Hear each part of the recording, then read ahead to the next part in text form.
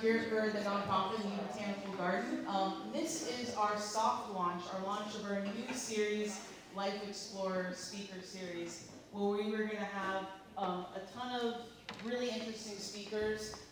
We have our guinea pig here, Rick Baldwin. He's going to start us off today. Yeah, give him a round of applause.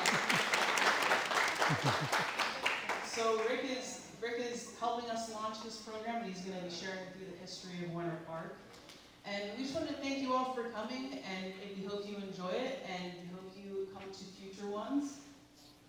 And now I will introduce Ms. Sarah Sprinkle.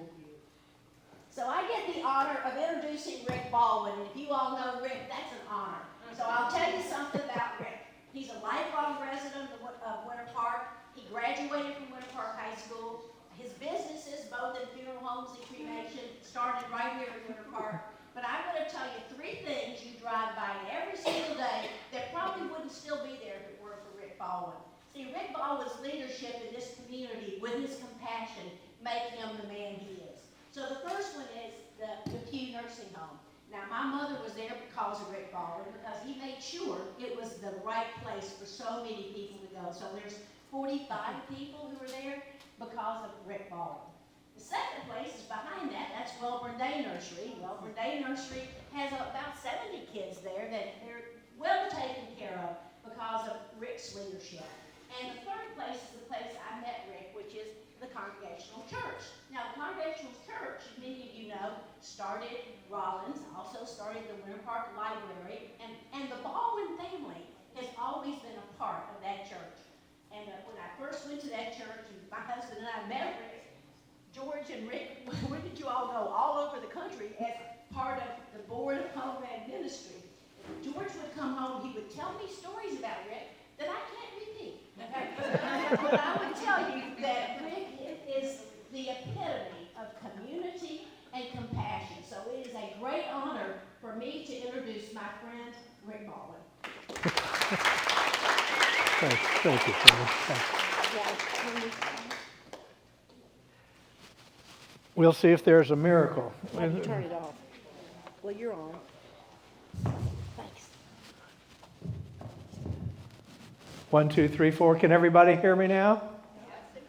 Okay. Sarah, there's one correction.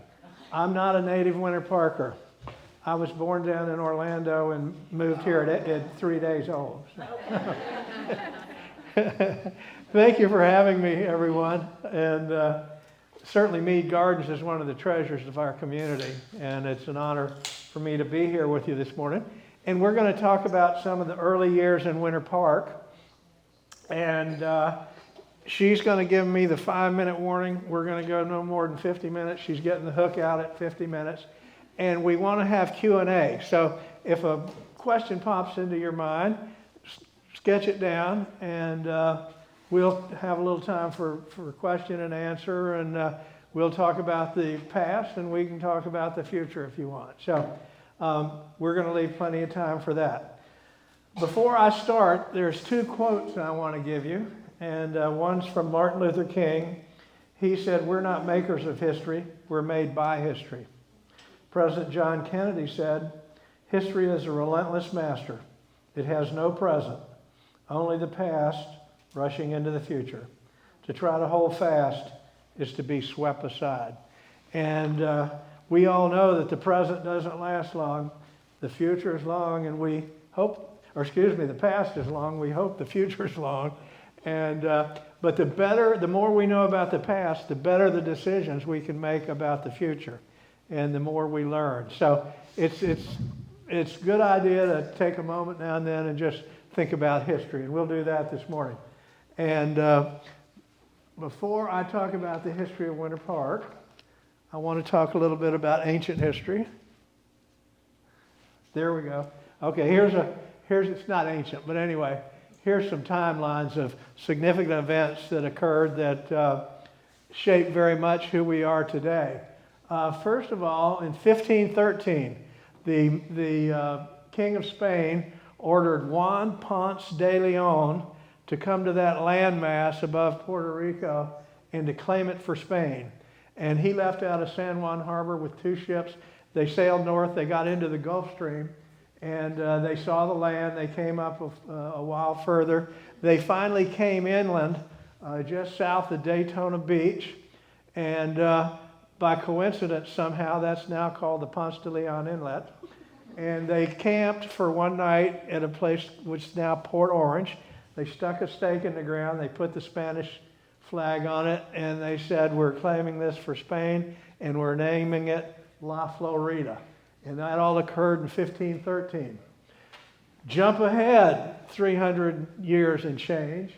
And 1821, the United States thought that that little spit of land down on the south end really belongs to us and not to Spain. It'd be a whole lot more useful for us. And so they bought it from Spain for $5 million. Shook hands, made a deal, and it became a U.S. territory. They didn't do anything for a couple of years. And in 1824, they actually began to manage it and think about it as a portion of the United States. And there were two population centers there. There was the St. Augustine, Jacksonville, and the Pensacola. Both were port cities, and in those years, all major cities were in ports or on riversides. And so they began to manage it. There was about 8,000 people in Florida, 350 miles apart. So the territorial governor picked a place right in between the two and named it Tallahassee, Florida, and that became the territorial capital. And people today, of course, wonder, why in the world is it way up there? Have to go ask that guy.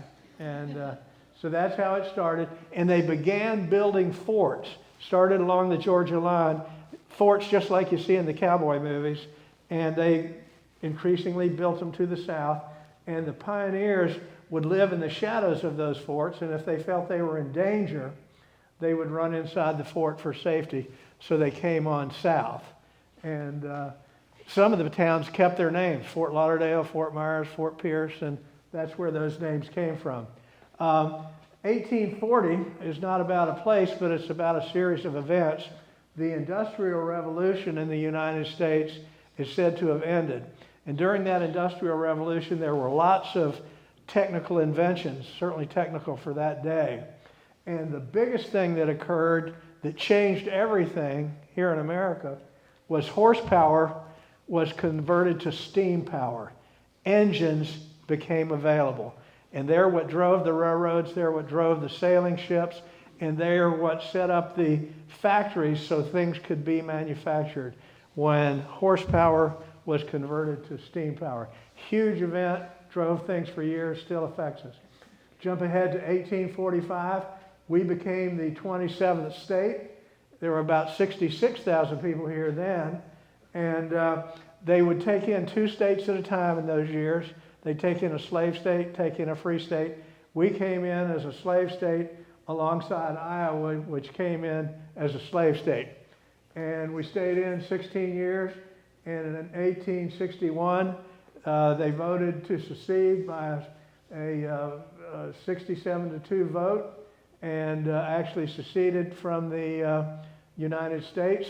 The Civil War followed, and in 1868 they were readmitted, and as a free state, but they adopted a policy called separate but equal. And of course the separate stuck, but the equal didn't, and it wasn't equal at all. The Jim Crow laws followed, and it was tough living in the United States in the South if you were black. 1870s, big event. The northern cities became increasingly populated. New York City, Boston, Chicago, Philadelphia. And in 1870, there were no dumpsters and there were no garbage trucks, and people just dumped their trash into the street.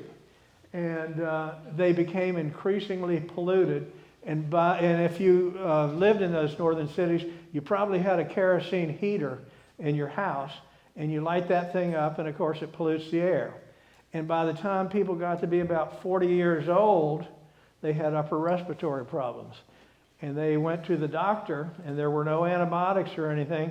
The only thing they could recommend is, if you can afford to, go south, go to Florida, get out of the pollution, get into the clean air. So that became something that people were doing about 1870. It was, of course, made possible by the trains. You could come down here now. In the 1870s, they began to move the train track south. And are we done? Huh? Bessie, look at the screen. Oh, okay. All right.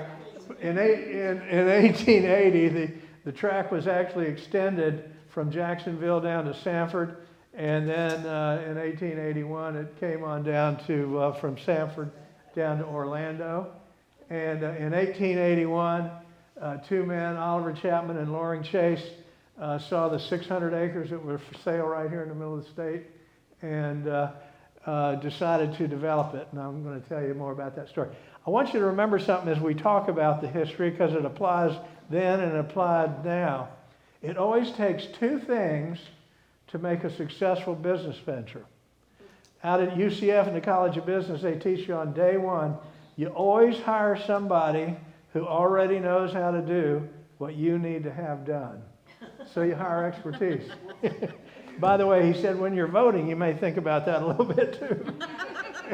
So you need an expert. You need an entrepreneur. And number two, you need money. So that'll pop up over and over. And flip. Just a little more background. In 1821, that's what it looked like. And you can see that Florida clearly belonged with the United States. There we are when they started getting to manage it in 1824. These were set up as counties. See if I can get that. This was Mosquito County. And we're, of course, located right here. It went all the way from St. Johns County down to bottom of Palm Beach County. And this was considered hostile territory. And in the early 1840s, they had the Seminole Wars. And those forts were built along here, and they kind of excluded that. And in 1840, they had the Seminole Wars, where the white settlers clashed with the native people. And one of the sad parts about Florida history is that in 1843, they rounded up every Indian they could find, marched them out to Oklahoma. It was called the Trail of Tears. And about half the people died along the way, and the rest were just relocated to Oklahoma. Interesting, people think about how many native Floridians were there in Florida when all that happened. And the Indian people were illiterate, so they didn't keep any records. And so estimates are made of how many people there actually were living here. It's somewhere between 10 and 20,000, but they're not sure. And there was a lot of them right here, and then more down in South Florida. So that's the original population. So those forts were built south. Okay, go ahead. And they built Fort Mellon in Sanford in 1836. And then in 1838, they built Fort Maitland right up the street. And they built Fort Gatlin in downtown Orlando. And settlers began to move down this way. And these are the first two that we actually have a record of. David Mizell and his family. He and his wife had 9 children. That was a whole city right there. They moved to the east shore of Lake Virginia. And Sarah, do we know where Lake Mizell is now? Yeah, we do. Okay. And so he came, and they actually became part of the foundation of the community. The big Mosquito County was subdivided, and Orange County was one of the subdivisions. He became the first chairman of the Orange County Board of Commissioners in 1870. His son David Jr. became the first sheriff of Orange County, and one of his other sons, John, became an Orange County judge. So we remember them as coming before the city. William Comstock became before the city. He's from Chicago. He and his wife went into the doctor because they couldn't breathe very well, and the doctor said, go to Florida. And so he came down here. They, in 1878, they bought a house from a man named Wilson Phelps. And everybody knows where Phelps Avenue is, but the story of that family's lost to history. It was a 78-acre farm. He bought it. The house that they bought was called East End. It was on the east end of Lake Osceola there on the Alligator Cove. And they moved, there it is now. And they moved there in 1878, remodeled it. They remodeled it again in 1883. And they were both very accomplished people. He was chairman of the Chicago Board of Trade. He was a successful grain trader. And he made a contribution. He was one of the original trustees of Rollins. And his wife was one of the original founders of the Winter Park Public Library. So they made a contribution before the town ever came. Okay? And so now we jump to 1881, and Oliver Chapman and Loring Chase. Chase was a successful real estate developer from Chicago. He had 5 successful real estate development projects under his belt. He knew how to do it, and he and his wife went to the doctor because they couldn't breathe. He said, go to Florida. And so they were down here looking for something to develop. They were over on the where the Space Coast is now, and they heard about this 600-acre parcel of what was described as high, dry pine land on the shores of lakes. And there's a train track running right through the middle of it. And he considered that to be a no-brainer. They came over here, he walked the property, agreed that it was something he could successfully develop, and he had everything but one thing. He didn't have any money. So this was an old friend of his, and you know, they say the best way to get wealthy in the United States is to select wealthy parents. The next best way is to marry somebody that selected wealthy parents. The third best way, and it's way down here, is to get a good education and work hard. So this guy worked hard, this guy selected wealthy parents, and they partnered up, and for $13,000, they bought this piece of land in the middle of the state. And, okay. This came out of the old file somewhere. They had to say, why'd you pick this place? And there it is. Remember, everything was, all the cities were on waterways before that. This one was because of proximity to a train track. And easily accessible, weather's great, land's high and dry, lake views are spectacular. And so back then, Michelle, they didn't have P&Z department. So you hired an architect and you drew up the plan, and this is the proposition that they drew up, and let me just kind of show it to you. This was called the Boulevard, east and west. It's now Morse Boulevard. This was the plot of 600 acres, bounded on the north by Lake Maitland, Osceola on the east, Lake Virginia at the bottom, Lake Killarney in the west. And their idea was for this to be Interlochen Avenue, and they would develop and sell only to wealthy northerners. So they wanted nice places. So all the rich man lots were around the lake. You can see these. And this is Interlochen Avenue, and those were to be the big lots. Those were the number 2 lots. This is Knowles Avenue. Those were the number 3 lots. And then they wanted a nice downtown. That's Park Avenue. They wanted a nice downtown with a city park on one side and the commercial buildings on the other side. So it could be enjoyed by people that were having a picnic or that were in the retail business. This was the East-West store, and this is obviously the train track. And their idea was that they wanted a walk-to workforce. Rich people wanted somebody to do all the work. And so they wanted a walk-to workforce. And as you can see, these are 50 and 75-foot lots, very small. These were the big rich lots. And so the idea was for people that needed jobs, black people to live on the west side, for the rich white people to live on the east side, and for them to be able to walk to work. And one of the big attractions here that wasn't available in 1881 is that blacks could own property in Winter Park. Most places in the South, because of the Jim Crow laws, black people were still not allowed to own property, vote, schools were separate, everything was separate. And so they set that up so that they could live there, walk to work, own real estate. That was very attractive. Now, jumping to 1882, it's a year later, they bought the dirt in 81. 82, they began to develop it. This is the first scene that we have. And here's a railroad car, so the railroad track running right along there where it runs now. This was the first building they built. That's the train station. We'll talk more about it in a minute. This was Ergood's store. This is Blue Mercury now. It stood at the corner of Park Avenue and Morse Boulevard. This is the Rogers House. And obviously you need a place for people to stay if you're bringing them to town to sell them something. So it was a 17-room boarding house, and that was the Rogers House. Okay. Now, that's a review of the train station. You see how the people are dressed nicely.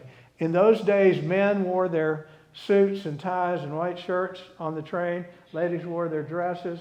And so it was important to have anyone greeting them to dress the same way, because remember, you only have one chance to make a good first impression.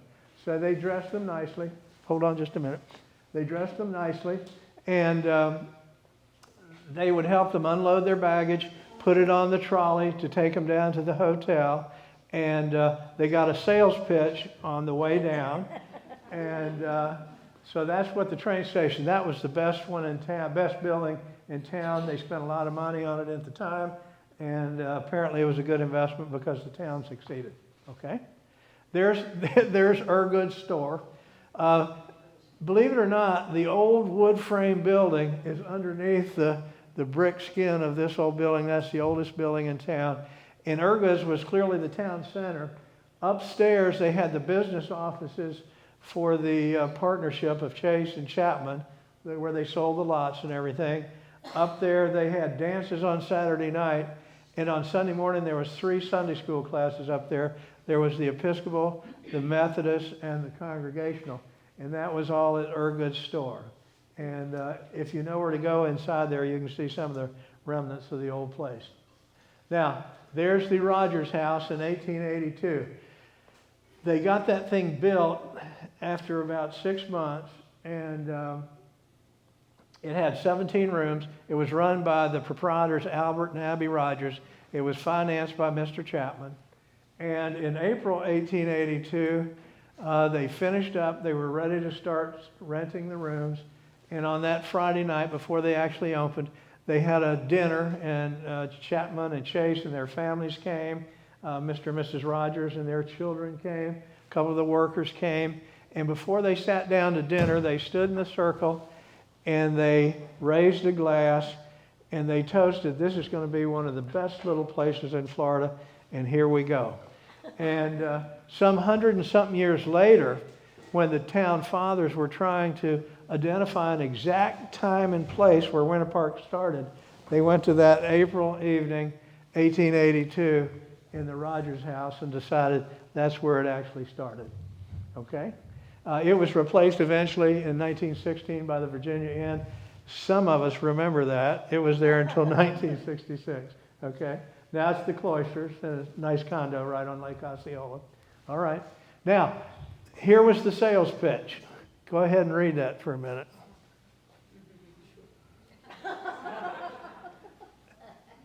Now, you know that every bit of that's true. There's constantly cool breezes here. It almost never rains. And why in the world would somebody want to live somewhere else if you could live in Winter Park and never get diarrhea? So clearly, that was the place to be. All right, now, so let me talk a little bit about a reboot. So we start in 81, they get the buildings built in 82, and it's going well. More and more people are coming, sales are occurring, but they need a reboot. They need a different type of expert. They need one with financial expertise and development know-how rather than just the original real estate development. And they hire this guy, Frederick Lyman. He had some connections to the Florida Congregational Association, and he had some ideas about what ought to be here as an example. And one of the reasons he was hired, he said, you know, if you're going to have a town, you probably need a little church here. And he had those Congregational Church connections. And that was the big brand in the Northeast in those years. And they also had an educational mission. The Congregational Church started Harvard, they started Yale, they started Elon, they came on down. And he pitched them on starting an institution of higher learning in Winter Park. And they had some other ideas of where it might be, but they liked this. He induced them, like some things never change. And so they came here, and he brought in all new investors, and he brought in a new business plan. One of the people he brought in was Alonzo Rollins, Chicago guy. He couldn't breathe. He moved to Winter Park.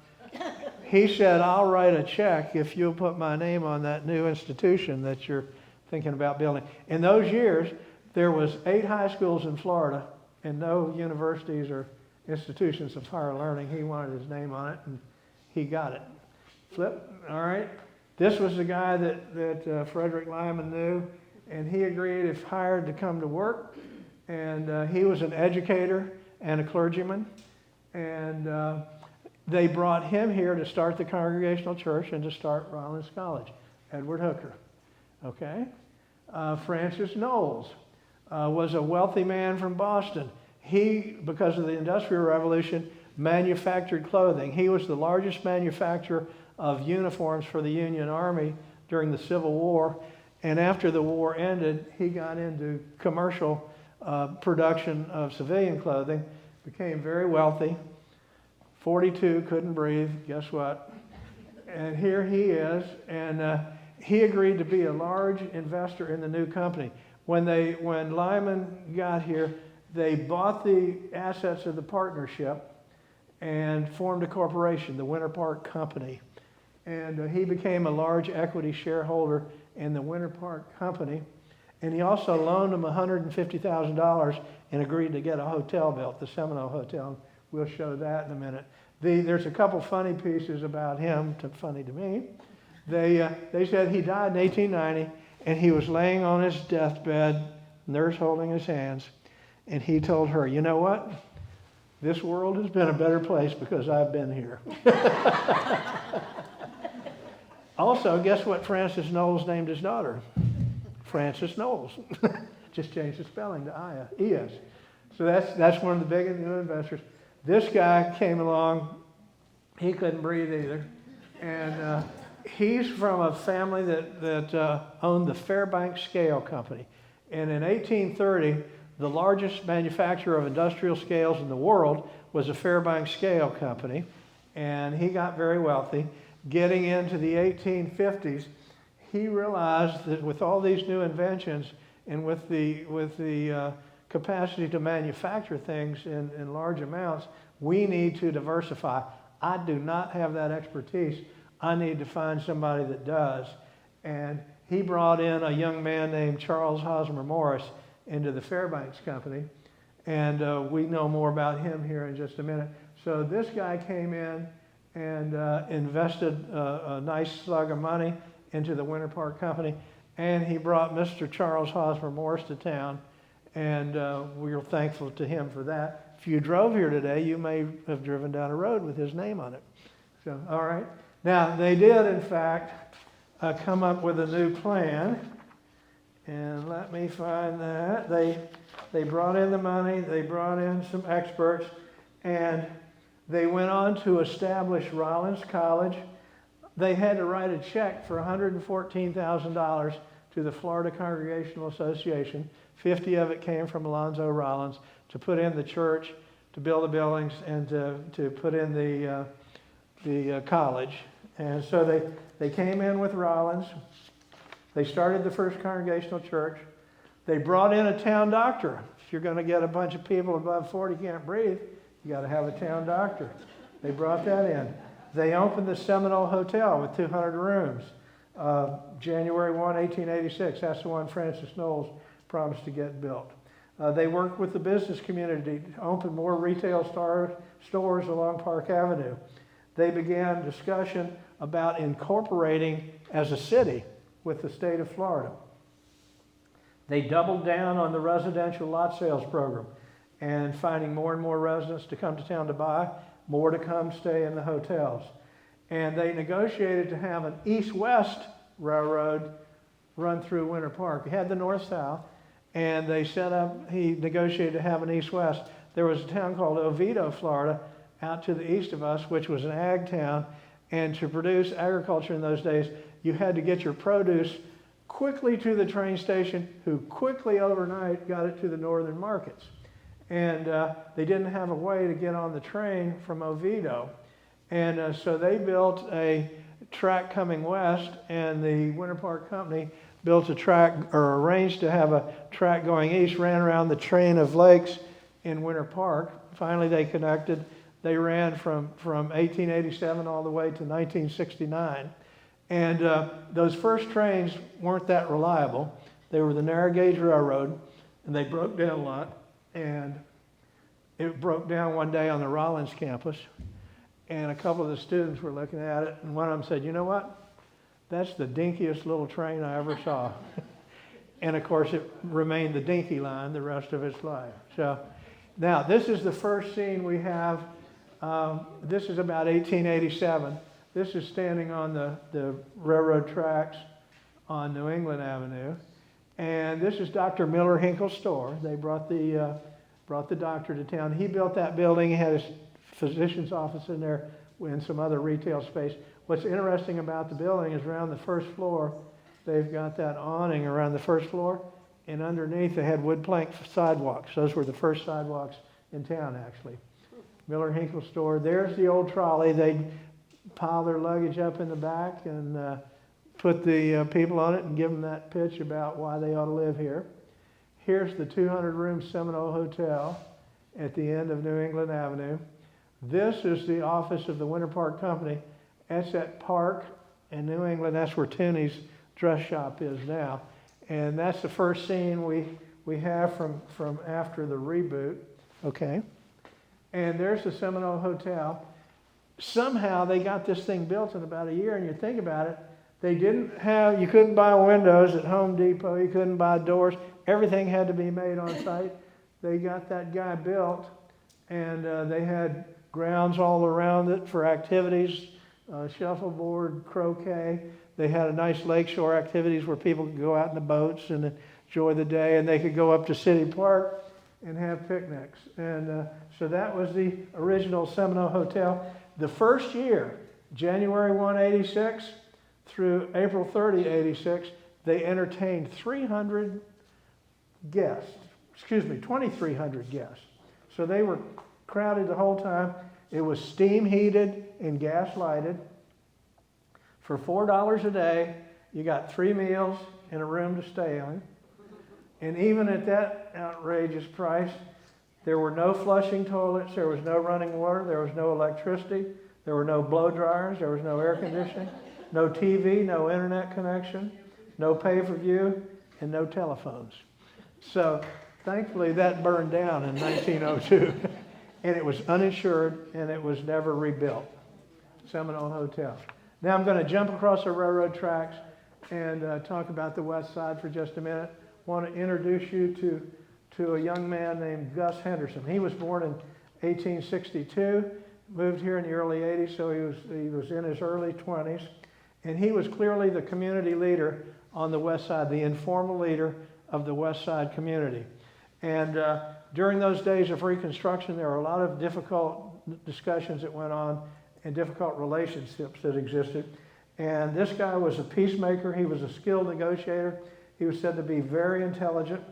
And with his skills, he was able to work first with Loring Chase and then with Frederick Lyman. And they resolved problems that came up politically. And this was a peaceful place to live. And it's mostly the result of his good work. In 1886, he started a newspaper called the Winter Park Advocate. And it's the first newspaper in town. It was read by the white and the black community. So we remember Gus Henderson. Flip. Remember, the strategy was separate but equal. This is a shot of downtown in Hannibal Square in 1962 at Pennsylvania, New England. You can see that the roads were were still dirt, and it was certainly not equal. And it was not until a few more years until that equality began to set in. Flip. Here's the Mount Moriah Church, 1886, first church on the west side in Winter Park. And it was truly the social center of the city. People gathered there for religion, but there was also community relationships that were established there.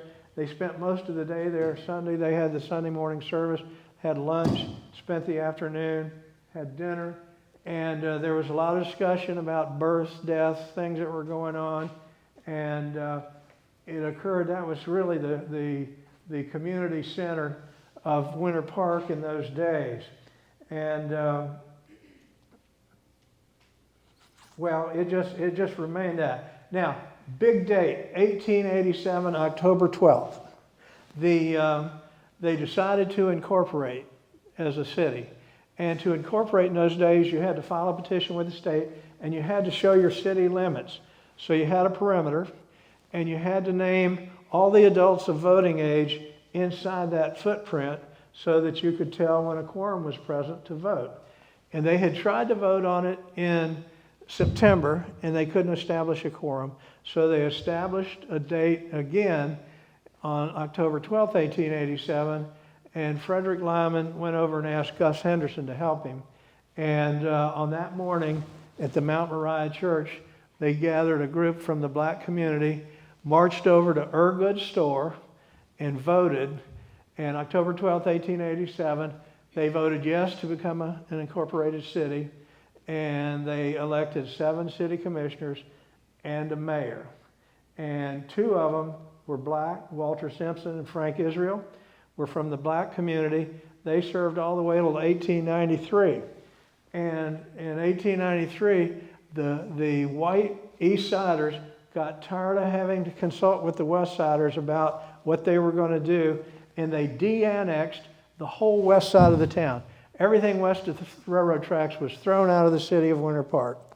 And they were not re-annexed until 1925.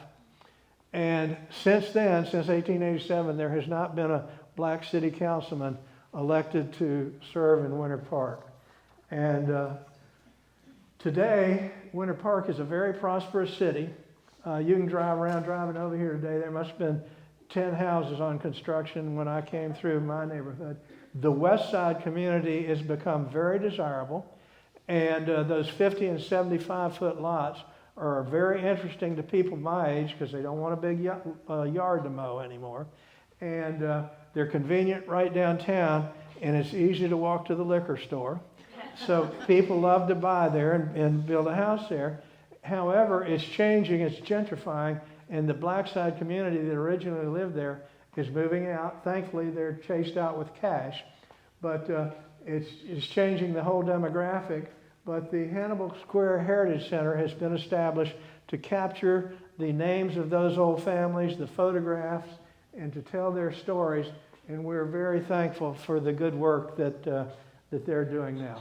So just to repeat, 81, they buy the dirt. 82, they get going. 85, they do a reboot. It goes great all the way until 1895. And that year they had, at Christmas time, they had what you call a hard freeze. When a hard freeze comes, it kills not only the fruit and the leaves, it kills the whole plant or the tree. And they had a little citrus industry going by then. 1895, Christmas time, they had a hard freeze. It devastated the place. 2 weeks later, they had another one. And they said it looked like a bomb had been dropped here. And the students at Rollins went home. The rich people around the lakes went home. The hotel guests left. And the people living and working on the west side had to move out to get work elsewhere. And the town ground to a halt. And they said it looked more dead than alive. And it just stayed that way all the way until 1904. Boom. And this guy had as I mentioned, the Osceola Lodge building. His house is still there. It's immediately north of the Methodist Church on Interlochen. Still there, beautiful. And he liked coming here. His breathing didn't get any better. And he had become very wealthy.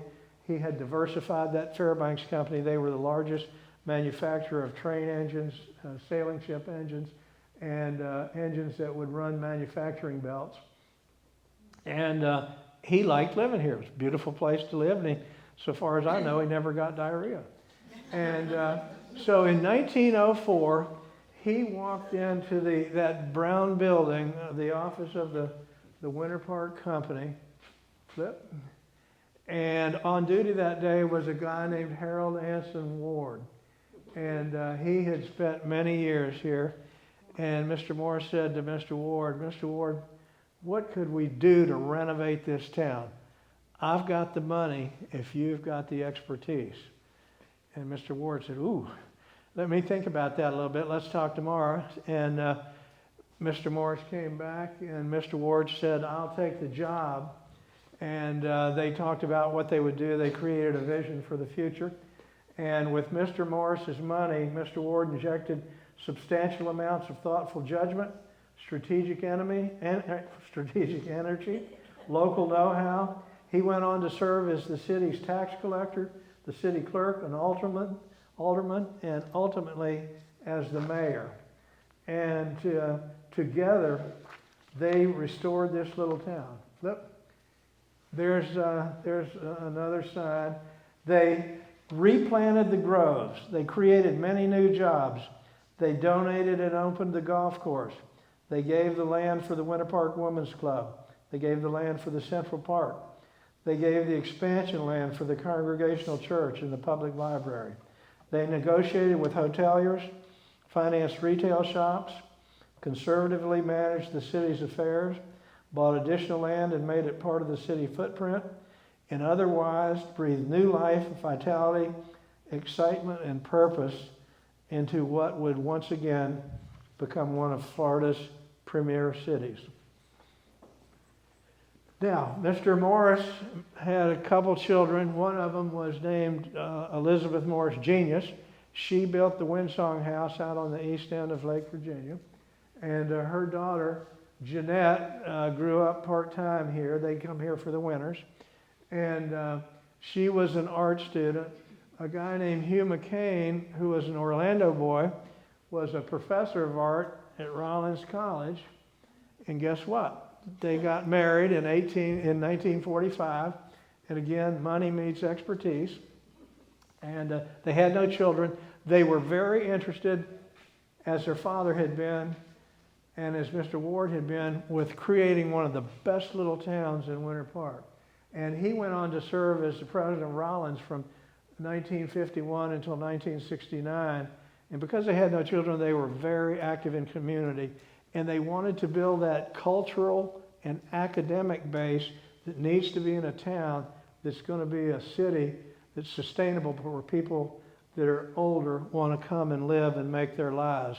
And they were very successful, in my view, in doing that. And their idea was to create that Mediterranean architecture that's Rollins down on the lakeshore at the south end of Park Avenue, have the city park and the retail.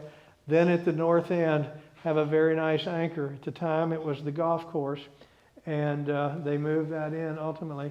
Because she was an artist, she started the Charles Hosmer Morris Museum of Art in 1942.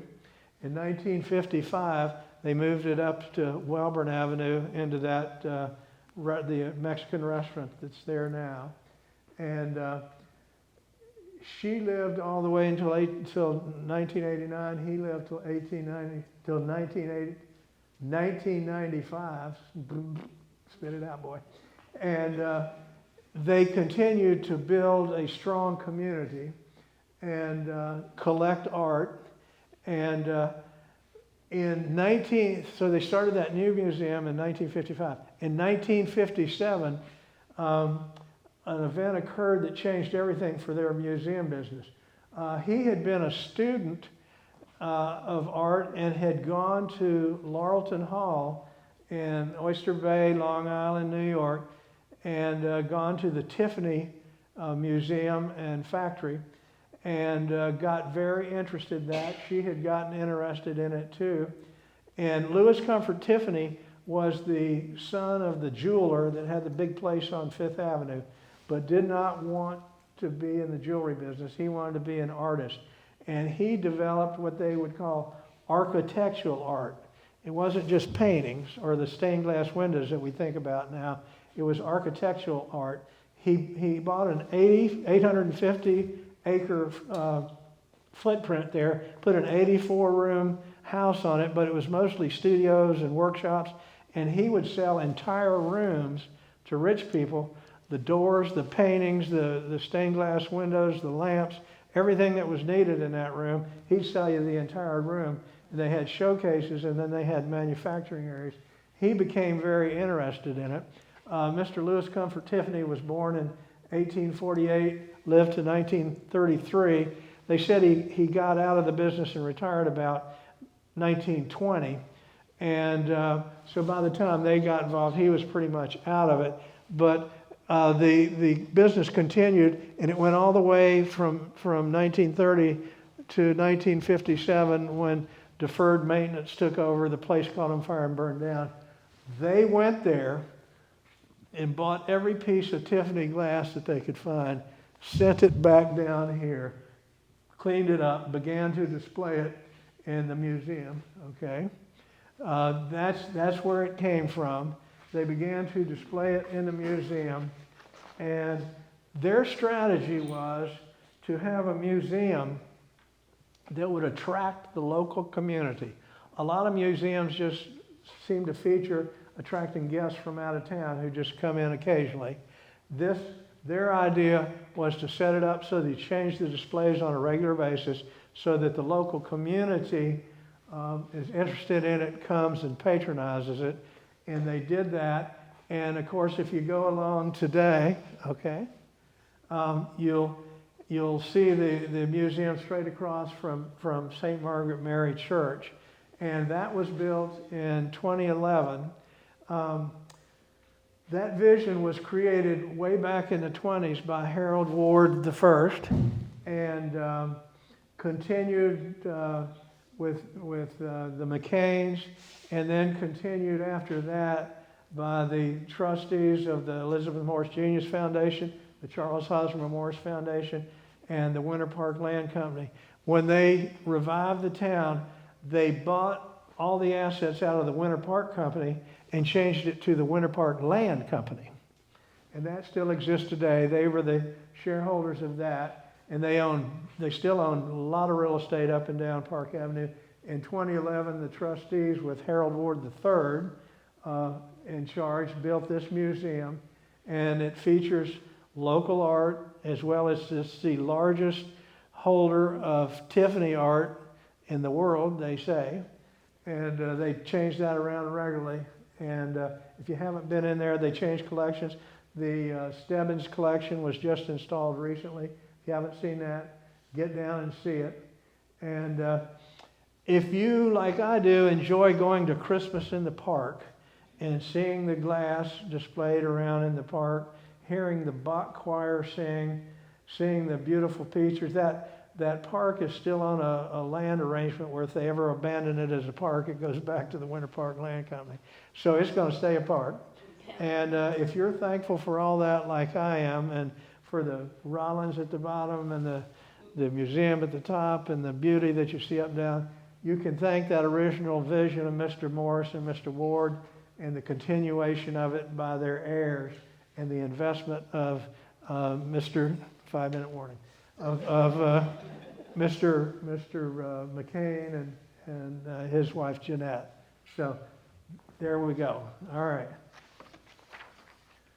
You know what, Betsy, with 5 minutes left, flip on through these quick. There's the first auto dealer on Park Ave. Look at the roof line. Flip. Prado Restaurant now in Kilwins. They're cooking steaks right on the grease rack. Flip. There's the old Irvine's drugstore. Flip. There's Williams in Sonoma now. Look at the roof lines. There's the Shepherd's store at Park Avenue and Morris Boulevard. And there it is now, Bosphorus Restaurant. Flip. There, come down south a little bit. That's Bob White's store. Some of the original dorm rooms at Rollins were in there. was a dry goods store downtown. Now it's Beyond Park. Flip. There's the old Dr. Miller Hinkle's building. There's the nice big building with restaurant now. Flip. Here we are with 1917, the old bank. There's Peterbrook Chocolate. Flip. There's the original City Hall. Flip. There's the current City Hall. This is taken in 1941 or 1940 when the colony opened, and that's looking from Lyman Avenue. I love this picture because that old yellow truck was my grandfather's, and his store was right there. Tell you something about photography. That truck was actually green. Flip. This is a funny picture too. This is Rollins. This is Pinehurst. This is Knowles Hall. That's the courtyard in front of the library. They said they had to put a fence around it in those years to keep the cattle and the hogs from running in there when the kids were trying to play baseball. This is clearly the most well-known landmark in town.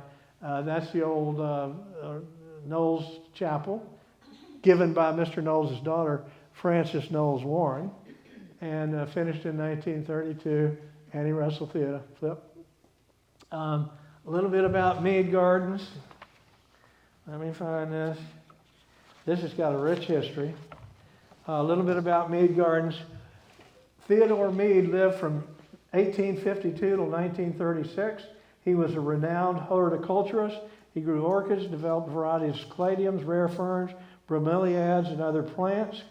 Much of his work was, he lived from 1852 to 1936. Much of his work was done on an 85-acre farm in Oviedo near the Lake Charles Circle, where he lived most of his life. And when he died in 1936, Jock Connery and Dr. Edwin Groover, professor of books at Rollins College, sought a location to have a botanical garden to remember Mr. Mead, his good work, and to preserve the activities that were included in what he did every day, what he contributed. They got a 50-acre donation of land. They got a $62,000 work progress grant in 1940. In 1953, they gave the land to the city to maintain it, and with a continuing deed restriction, it'll always have to remain a botanical garden like it is now. And in 1991, the Mead Garden Preservation Association was formed to maintain the property, and today it's a not-for-profit, very active community resource, and truly a gem right in the middle of our city. So we remember Mr. Mead and Mead Gardens. Here's one quickie. Actually, I'll have two, I think. Two more stories. Flip. Now, this is how the naming of Aloma Avenue occurred. In the 1920s, it was the roaring 20s in Winter Park, just like it was everywhere else. And Dr. Roland Hotard was the town doctor. And people were making big money developing real estate, and he and some of his buddies got interested in it. And it was his idea, or their idea, that they wanted to build a big country club right at the corner of Aloma Avenue and Lakemont, going south, and that they would have a big private restaurant and club. They would have 18 holes of golf, and they have big lots for residential development all the way around it. And they wanted to name it after the road it was on. Lakemont didn't appeal to them, and the road going east and west was the Oviedo Winter Park Road. And so he's struggling with that. How could we rename that? And if we could, what would we rename it?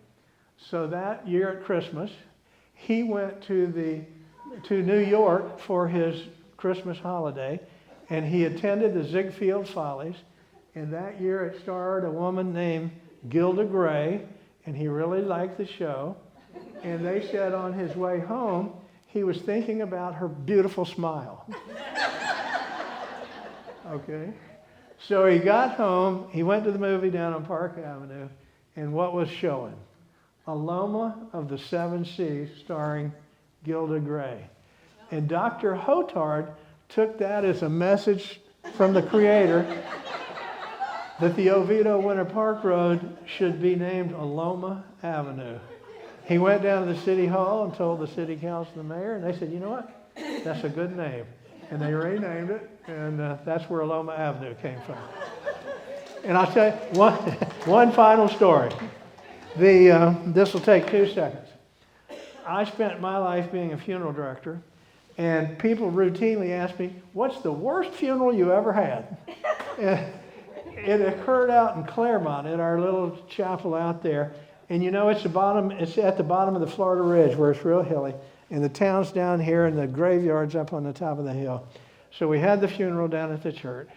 And we're going to the graveyard, and somebody didn't close the back door of the hearse properly. So about 100 feet up the street, the darn door flew open. Out it came. Went down the street, went right through the front door of the Walgreens store, knocked a bunch of stuff over, finally slammed into the prescription counter, the lid flew open, and the dead man sat up and said to the pharmacist, excuse me, do you have anything to stop this coughing? Thank you, everyone.